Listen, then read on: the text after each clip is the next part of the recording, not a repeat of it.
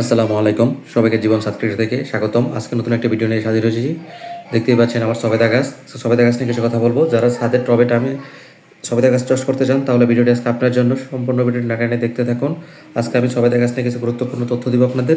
আর ছাদে আপনারা কীভাবে সবেদা গাছ বা সফেদা ফল আপনারা চাষ করতে পারেন সেটাই আমি আপনাদের পুরো ভিডিওতে দেখাবো। আসলে সবেদা একটি অত্যন্ত জনপ্রিয় সুস্বাদু ফল। আর এই ফলটা কিন্তু অনেক ভ্যারাইটি হয়ে থাকে।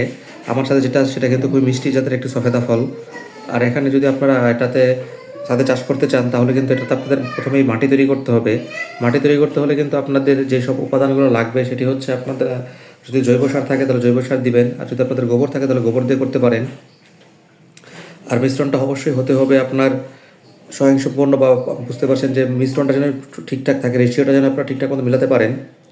সবেদা কিন্তু আপনার এই সবেদা আসলে আপনাদের কিন্তু খুবই মিষ্টি ফল, আগে বলেছি।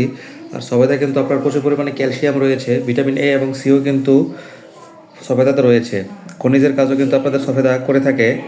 আপনারা যদি সবেদা চাষ করতে চান তাহলে হচ্ছে সবেদার জন্য সবচেয়ে ভালো মাটি হচ্ছে বেলে দোআঁশ মাটি।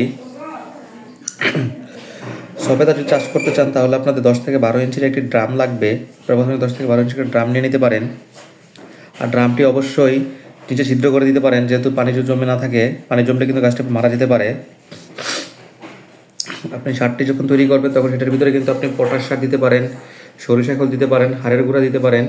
তারপর দিয়ে কিন্তু আপনাদের 10 থেকে 12 দিন রেখে দিবেন যাতে মিশ্রণটা স্বয়ংসম্পূর্ণ হয়।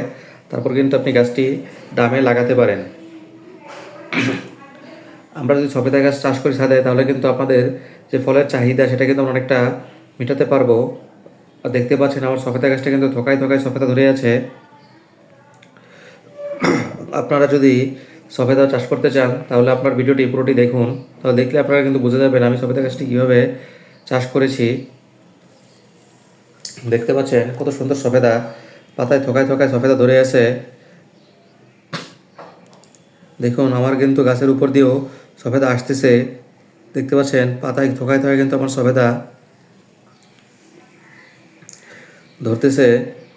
পুরো গাছের ভিডিওটা আমি দেখাচ্ছি আপনাদের। দেখুন আমার সবেদা কী পরিমাণ হয়েছে, দেখতে থাকুন।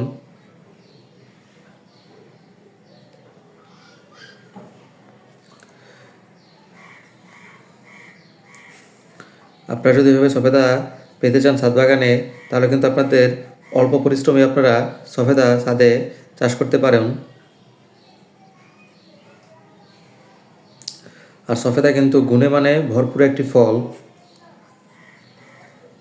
যেটা খুব অল্প জায়গাতেই কিন্তু আপনি চাষ করতে পারবেন।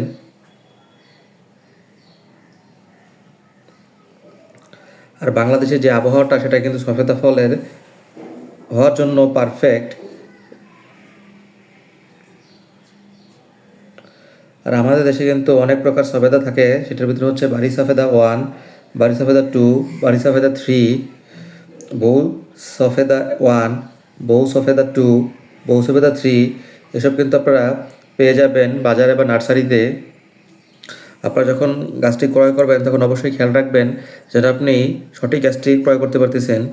সবসময় গাছটির গোড়া মোটা দেখে ক্রয় করবেন, তাহলে বুঝতে পারবেন যে গাছটি সঠিক আছে আপনার জন্য, বা এটাতে আপনি আপনার আশানুরূপ যে ফলটা সেটা আপনারা পাবেন।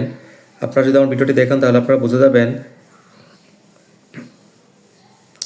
আর একটা জিনিস খেয়াল রাখবেন, যখন পোকামাকড় যদি আক্রমণ করে ফেলে তখন তো বাজারে কিন্তু কীটনাশক পাওয়া যায়, সেটা দিয়ে আপনারা স্প্রে করে দিবেন। একবার স্প্রে করলে কিন্তু আপনার স্প্রে করা লাগবে না। দর্শক, আশা করছি ভালো আছেন। ভিডিওটি দেখে আপনাদের ভালো লেগেছে। পরবর্তীতে অন্য কোনো ভিডিও দিনে আপনাদের সামনে হাজির হবে। সে পর্যন্ত আবার জীবন সাতকৃষির পাশেই থাকবেন। আল্লাহ হাফেজ।